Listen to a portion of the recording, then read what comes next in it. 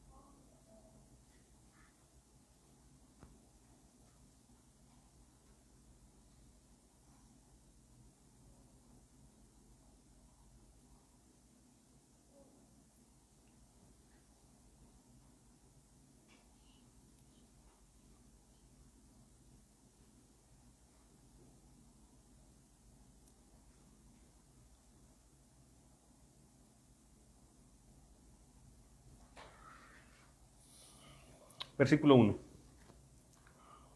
Lo leemos en el nombre del Padre, del Hijo y del Espíritu Santo. Primera carta del apóstol San Juan, capítulo 2, 1. Hijitos míos, estas cosas os escribo para que no pequéis. Y si alguno hubiere pecado, abogado tenemos para con el Padre, a Jesucristo el justo. Hoy nos toca el artículo número 16, que se titula Del pecado después del bautismo, del cual voy a dar lectura, posteriormente estaré orando al Señor. No es pecado contra el Espíritu Santo e irremisible todo pecado mortal voluntariamente cometido después del bautismo, por lo cual a los caídos en pecado después del bautismo no debe negarse la gracia del arrepentimiento. Después de haber recibido el Espíritu Santo, nos podemos apartar de la gracia recibida y caer en pecado, y por la gracia de Dios levantarnos de nuevo y enmendar nuestras vidas.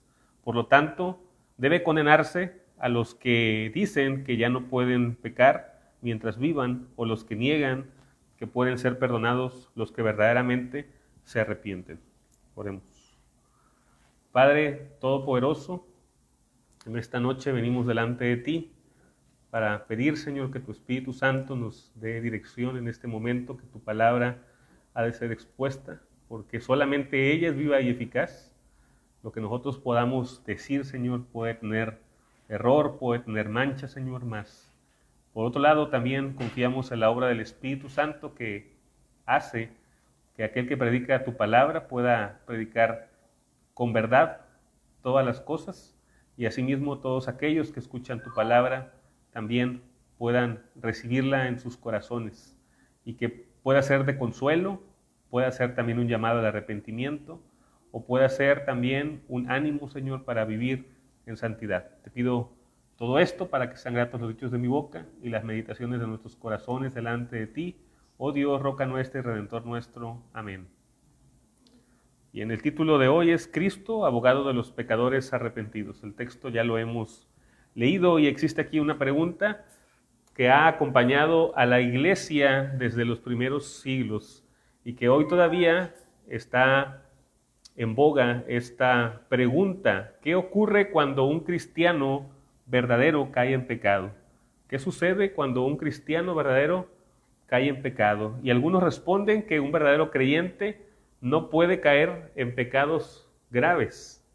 Algunas veces existe esta confusión en la que se confunde la naturaleza nueva del creyente, y en la que se alienta a las personas a no practicar pecados. Y cuando hay un pecado grave y escandaloso, algunas veces se suele confundir con esta idea, en la que un verdadero creyente, dicen ellos, no puede caer en un pecado grave o escandaloso. Otros, sin embargo, responden que si cae demasiado lejos, ya no puede ser restaurado. Entonces, Este debate lo vemos desde los primeros momentos de la iglesia cristiana, sobre todo en los tiempos en los que había persecución. Podemos encontrar que había varias posturas en las iglesias locales en aquel entonces, porque había algunas iglesias que aplicaban la disciplina y la aplicaban de manera diferente. Por ejemplo, había personas que al ser perseguidas, el Estado romano les pedía, o a través del Estado romano, porque no había una ley en realidad que aboliese el cristianismo como tal, sino que esta era ocupada para abolir el cristianismo, porque era contrario a la cultura que había en aquel momento, y la ley estaba más del lado de aquella persona que practicaba las religiones que estaban permitidas dentro del Imperio Romano. Y aquí resulta que algunas personas eran llevadas a los tribunales para que negasen el nombre de Cristo, y algunos negaban. ¿Y cuál era aquí el asunto? Que después eran llevados delante de la iglesia, y algunas iglesias tenían como práctica el no perdonar a las personas que negaban el nombre de Cristo. ¿Por qué razón? Porque la lógica de ellos decía que si alguno de los hermanos ya había visto la martirización de alguno de sus familiares, no era justo para aquel que negaba el nombre de Cristo y después se arrepentía. Había otras iglesias que tenían unos procesos diferentes en el que ponían ciertos castigos. Por ejemplo, algunas personas que se arrepentían las hacían que diesen muestra de su verdadero arrepentimiento, y los ponían primero afuera de la iglesia, y después los ponían parados, y después los ponían arrodillados, y después nuevamente los incorporaban a la iglesia. Y a esas personas los conocían como los de afuera, como los parados, como los arrodillados, y después nuevamente eran incorporados. ¿Por qué? Porque ya desde un principio había este debate en la iglesia de cómo es que se debería recibir a una persona que cometía pecado. Y ambos errores de los que estamos hablando ahora, porque son errores, ambos son peligrosos, porque el primero produce orgullo espiritual y el segundo de ellos produce desesperación.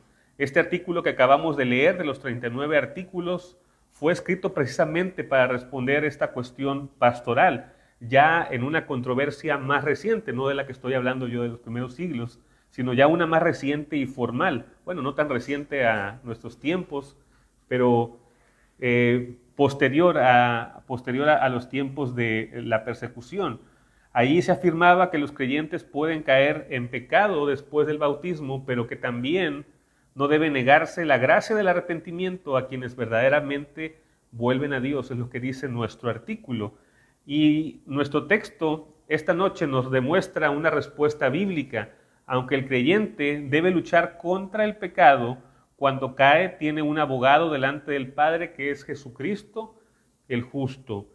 Y primero vamos a ver cuál es el propósito del Evangelio, porque el Evangelio es una buena noticia para nosotros, los hombres, que nos cambia de estado, no nos cambia solamente de posición en el sentido de que antes éramos y ahora somos, sino que cambia toda nuestra esencia, toda nuestra naturaleza es transformada.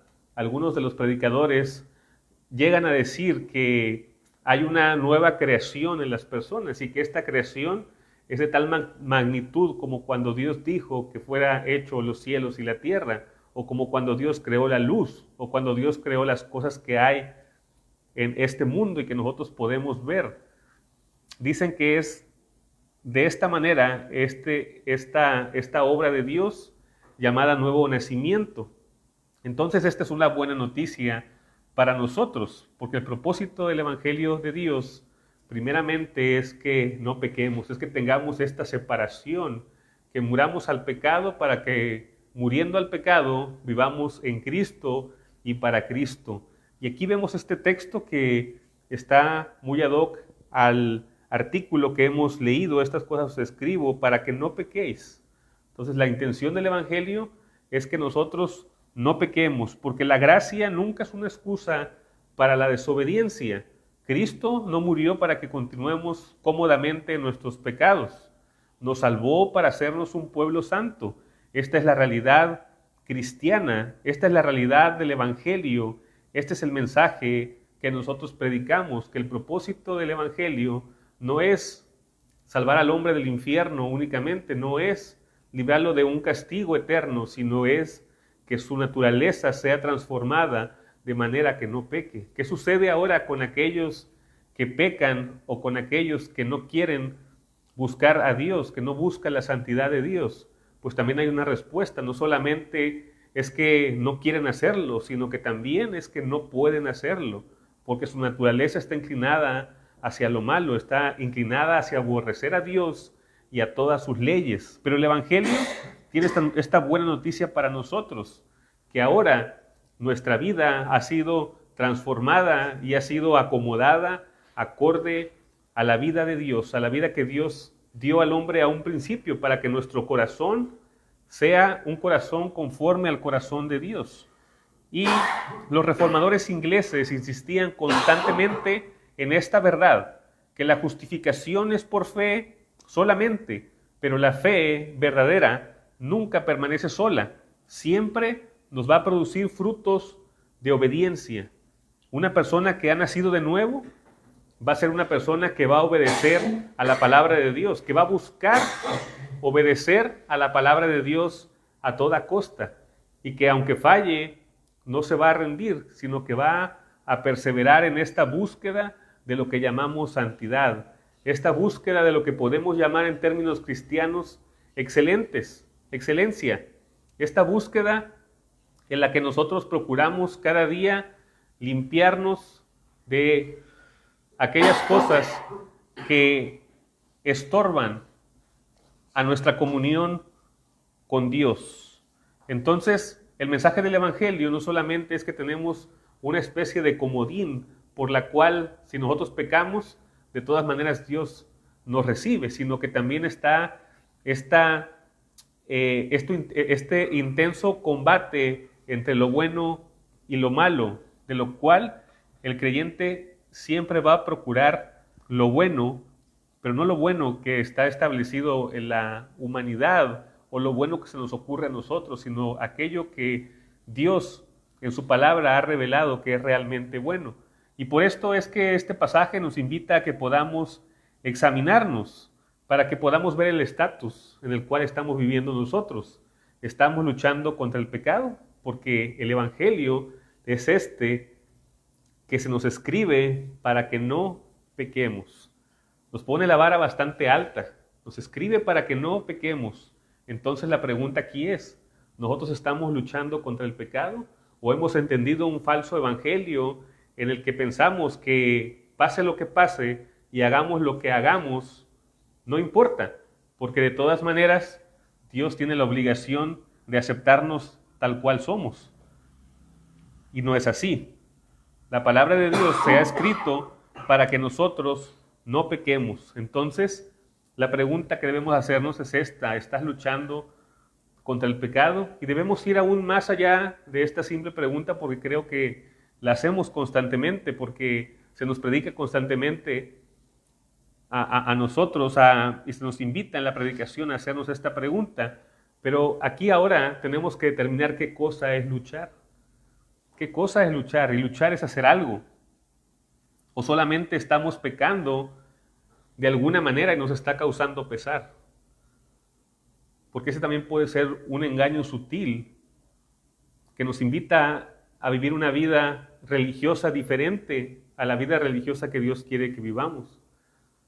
Porque no solamente somos buenos para construir ídolos, sino somos buenos para formular nuevas religiones y practicarlas y andar en ellas, siendo inconformes a la única religión que Dios nos ha dejado en su palabra, que tiene como intención que no pequemos. Entonces, ¿estamos luchando? ¿Estamos haciendo algo? ¿O estamos pecando y nos estamos autoconsolando con falsas esperanzas que el Evangelio no nos está enseñando a nosotros? ¿Estamos mortificando realmente la carne? ¿Estamos creciendo en santidad? ¿O somos enanos en la fe?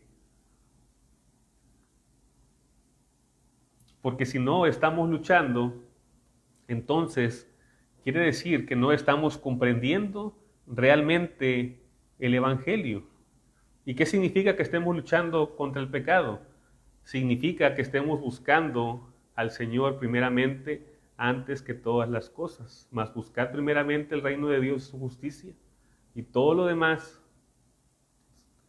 será añadido. Todo lo demás es añadidura. Entonces, ¿qué estamos haciendo nosotros respecto a nuestro pecado? ¿De verdad estamos buscando a Dios? ¿De verdad estamos prefiriendo al Señor antes que cualquier otra cosa? ¿De verdad amamos su palabra? ¿De verdad amamos sus mandamientos? ¿De verdad estamos teniendo un avance que podemos medir conforme a la regla del Evangelio, conforme a la regla de la palabra? Porque al final que la palabra es una regla para nosotros y por eso la llamamos así, canon o regla, porque es capaz de medirnos, es capaz de medir nuestras intenciones, es capaz de medir nuestros avances, es capaz de medir nuestro crecimiento espiritual. Y con esto, hermanos, quiero decir que la vida cristiana no es una perfección absoluta, pero sí es una batalla constante en la cual creo que a nadie le gusta perder. Nadie quisiera perder una batalla. Y si alguien sabe que va a perder, lo más sabio es no ir a la batalla, porque ¿para qué vas si vas a perder? Pero aquí, en la vida cristiana, ya estamos dentro de esta batalla, porque luchamos contra nuestra propia carne, porque luchamos contra esa vieja naturaleza de la cual estamos hablando aquí en este artículo. ¿Qué sucede con el pecado después del bautismo? ¿Qué sucede cuando pecamos después de que nosotros somos bautizados? Bueno, empieza una lucha encarnizada entre el viejo hombre y la nueva creación que Dios ha creado en la vida de cada uno de aquellos que nace verdaderamente de nuevo, que busca el reino de Dios primeramente y su justicia, y que todo lo demás lo mira como una añadidura.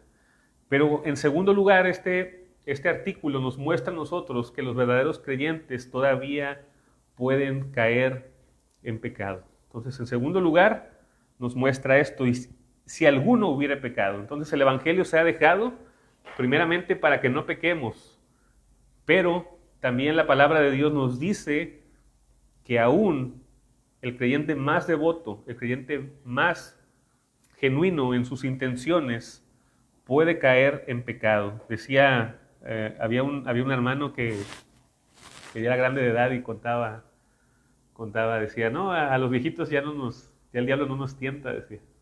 Él pensaba que no, que no pecaba de alguna manera, decía, no, nosotros no se los debe predicar, decía él, hay que predicarle a los jóvenes, a los que están recién casados hay que predicarles, porque los viejitos, el diablo no nos tienta, decía el hermano.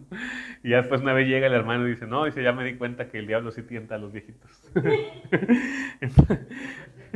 Entonces, hermanos queridos, tenemos que saber esto, que sí, el Evangelio efectivamente se ha dejado para que no pequemos.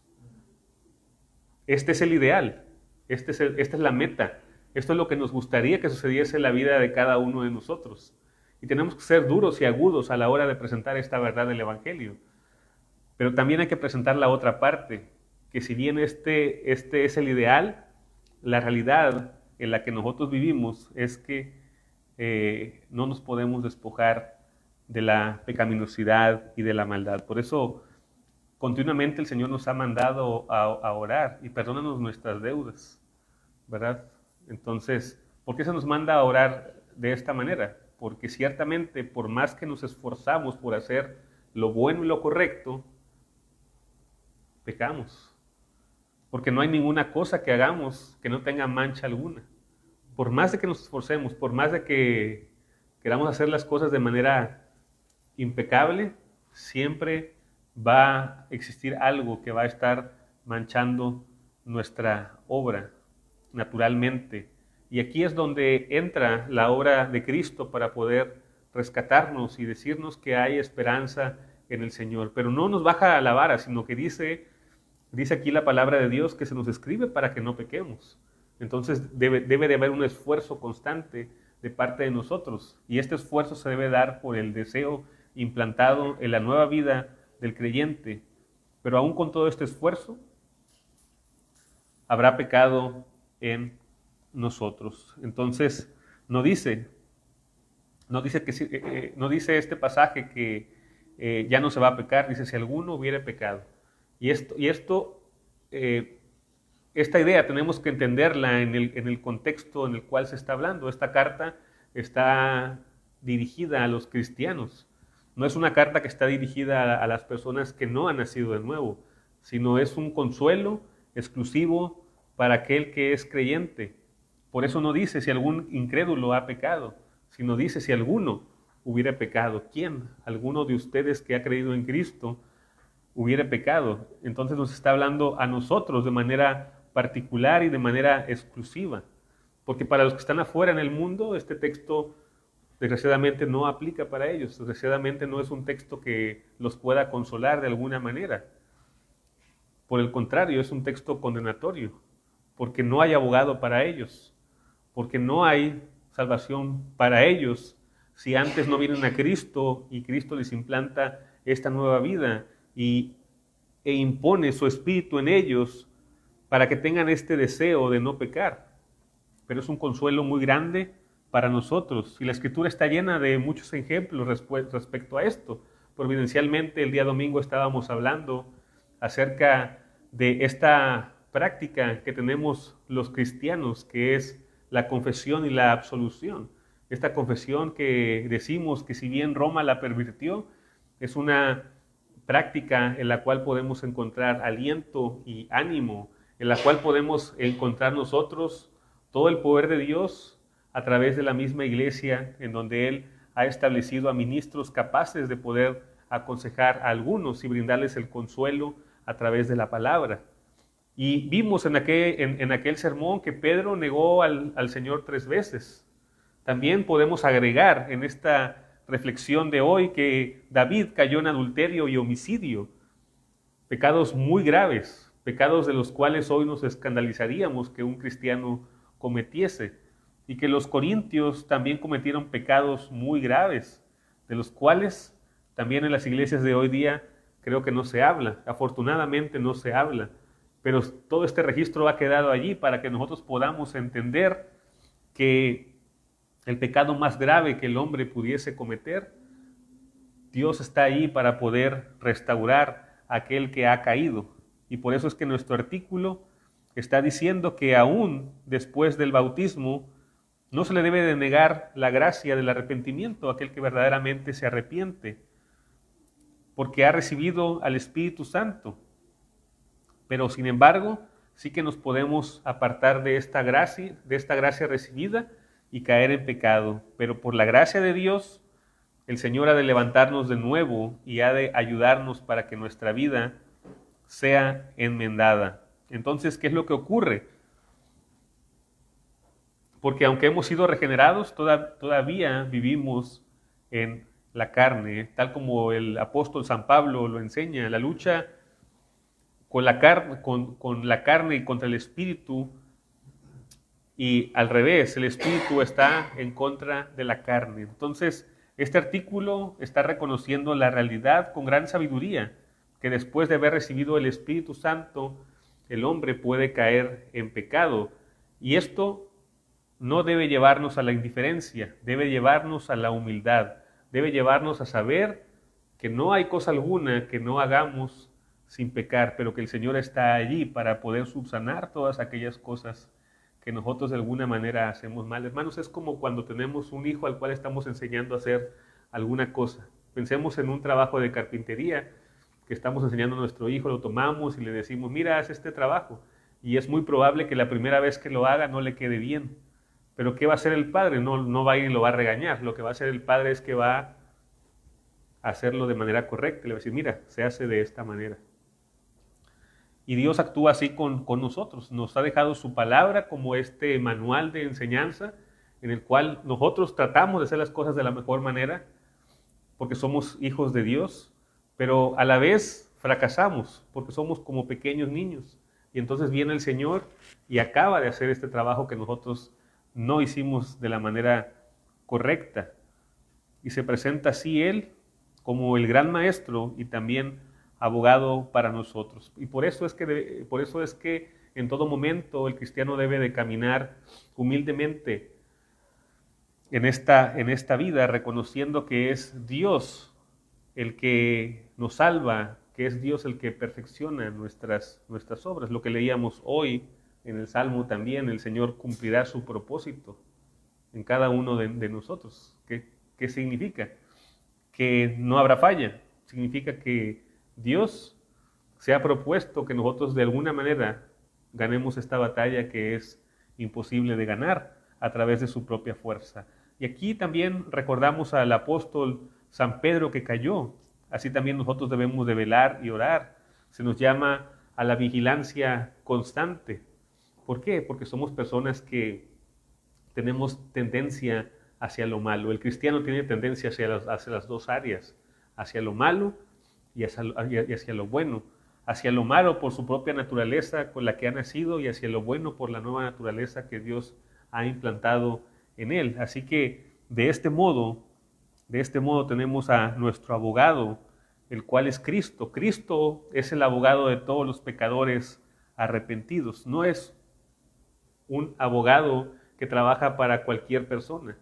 Es el abogado de aquellos que han pecado, pero sin embargo están arrepentidos. No hay ninguna cosa que pueda pagarle a este abogado. Es un abogado gratuito que Dios ha dado, pero el requisito es el arrepentimiento conforme al mismo evangelio del que estamos hablando desde el principio. Entonces aquí en este pasaje encontramos, abogado tenemos para con el Padre, a Jesucristo el justo. Nuevamente aplicamos el mismo principio de quien es abogado. No es abogado de todos los hombres. Es el abogado de los creyentes, es el abogado de los cristianos, es el abogado de la iglesia. Él está allí para poder salvarnos, para poder abogar por nosotros, ¿no? Es como, volviendo nuevamente al ejemplo del mueble, pongamos ahora que este mueble se va a vender y nuestro hijo lo hizo mal. Entonces, si viniese un cliente y lo viese, dijese, no, pues yo no quiero este mueble porque está feo. Pero viene el padre y lo acaba y lo deja perfectamente pulido, lo deja perfectamente listo para ser vendido. De esta manera también actúa la gracia misericordiosa de Dios, acabando de manera correcta lo que nosotros empezamos en un buen intento, pero que al final fracasamos. Y la gracia de Dios viene y pule el mueble de manera que es un mueble ahora que puede ser vendido. Entonces, de esta misma manera actúa la abogacía de nuestro Dios, porque nadie se preocuparía por alguien que no es de su casa para ayudarlo a hacer un trabajo, o a lo mejor alguna persona, pero difícilmente alguien se encargaría de todos los demás. Nos encargamos primeramente de nuestra propia familia, porque también en este orden es en el que se nos indica que debemos actuar nosotros. Entonces, nuestra esperanza no descansa en la fortaleza propia y personal, sino que descansa en Cristo. Porque cuando pecamos, algo es cierto, Satanás nos acusa. Satanás nos acusa.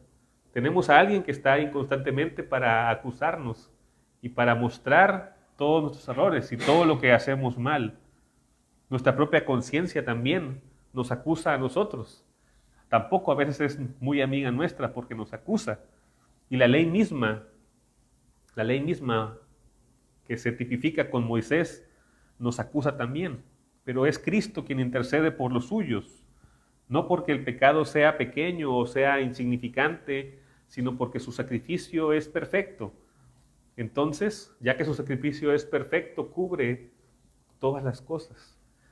Podríamos decir que su sacrificio es tan perfecto que deslumbra la vista de todos los hombres, de toda la creación, la deslumbra, y no hay otra cosa que nosotros podamos ver sino que el sacrificio de Cristo. No hay otra cosa que Dios quiera ver más que el sacrificio de Cristo.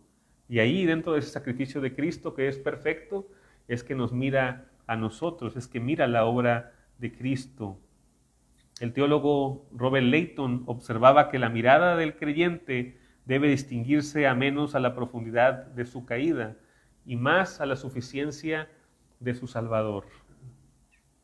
Recordando, Pedro lloró amargamente por su pecado, pero fue restaurado porque Cristo había orado por él. Lo mismo ocurre con todos los hijos de Dios. Y esto es bastante gráfico, hermanos, porque el Señor oró particularmente por el pecado de Pedro, que era tan grande. Y así de esta manera también lo hace por nosotros.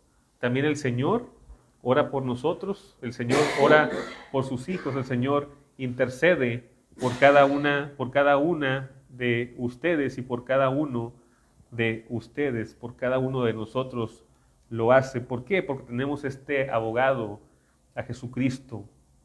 Y es la iglesia la que debe de reflejar ahora la misericordia de Dios. De igual manera también, no sirve de nada si tenemos mucho conocimiento teológico de la palabra de Dios, si no somos capaces de aplicarlo, porque haremos como los amigos de Job, de los cuales hemos leído ya anteriormente, que tenían un gran conocimiento, nadie lo puede negar.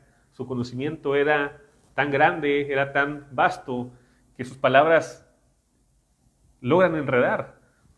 Yo cuando leía a Job cuando era niño, no entendía si lo que estaban diciendo era cierto o era falso. Sabía que estaban mal porque el pastor lo había dicho, pero es un texto que es bastante difícil de entender. ¿Por qué? Porque lo que están diciendo tiene más verdad que mentira, pero es como un yenga, que está tan bien acomodado, pero pareciera que las partes de abajo que sostienen toda la estructura no las pudieron acomodar de manera correcta, porque están cimentados en su propia razón, están cimentados en la propia sabiduría de la humanidad. Y ese es el problema, que aunque todo lo demás sea cierto y sea correcto, si no está cimentado en Cristo, tarde o temprano va a caer. Y es por eso que aquí la iglesia debe de reflejar esta misericordia y debe de actuar sabiamente. Este texto que leemos nosotros aquí es un texto muy adecuado para atacar algunos de los errores que se estaban viendo en el artículo. Primeramente, el error de los donatistas, que consistió en pensar que ciertos pecados cerraban para siempre la puerta de la restauración, algo más o menos como también Roma tenía y desarrolló en la etapa medieval, que habían catalogado algunos pecados que llamaban ellos pecados mortales. Entonces, la iglesia antigua, debemos de saber que la iglesia católica, la iglesia verdadera, rechazó este error. También debemos de saber que la iglesia de los reformadores ingleses también rechazaron este error. Pero saber que la disciplina de la iglesia es necesaria, como también lo veíamos en el sermón pasado, y esta es una característica de una iglesia verdadera. Una iglesia verdadera es una iglesia que ejerce disciplina, pero no una disciplina de golpes o no una disciplina solamente que trata de juzgar a las personas, sino disciplina en el sentido de acomodar todas las cosas al orden de Dios, al orden de la palabra del Señor. De este tipo de disciplina estamos hablando, porque hoy que estamos aquí escuchando la palabra de Dios y que estamos aquí leyendo su palabra y que estamos orando, también tiene que ver con la disciplina. La disciplina no solamente es castigar a las personas, la disciplina es que nosotros podamos ser personas que se conforman a lo que la palabra de Dios dice. Por ejemplo, cuando ustedes oran o leen la Biblia, están ejerciendo esa disciplina de ser constantes en la oración, de acercarse a la palabra de Dios, de alimentarse constantemente.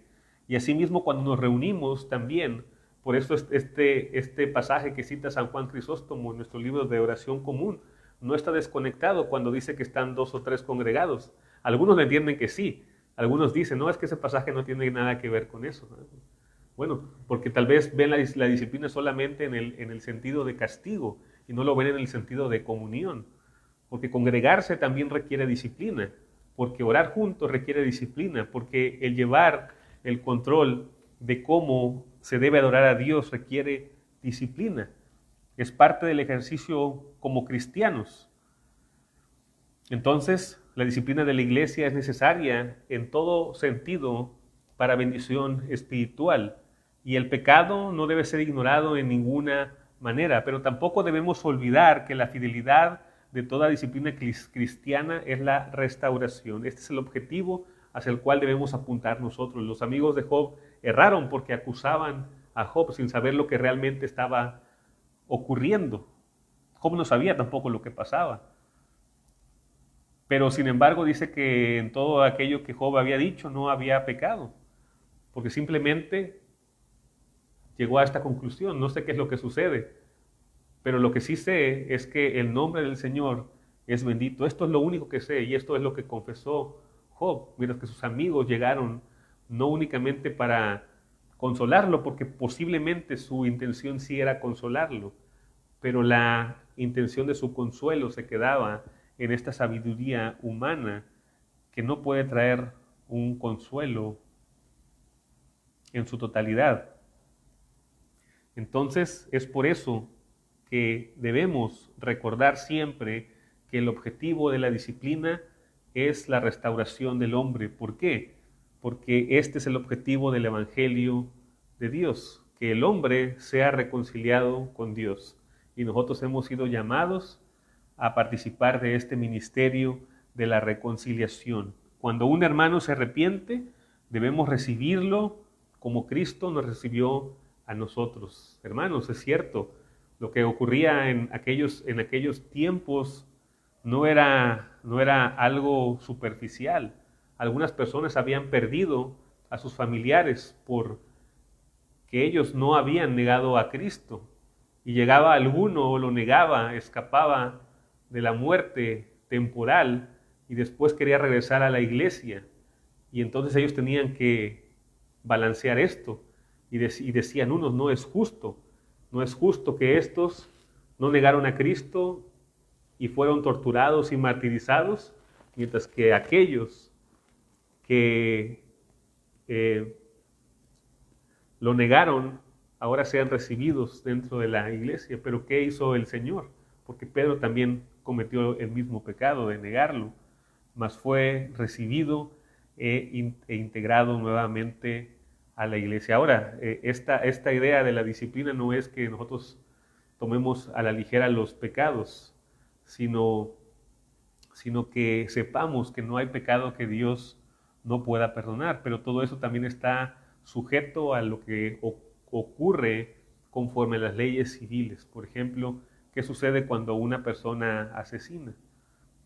Bueno, la iglesia debe de restaurarlo y perdonarlo si esta persona está realmente arrepentida.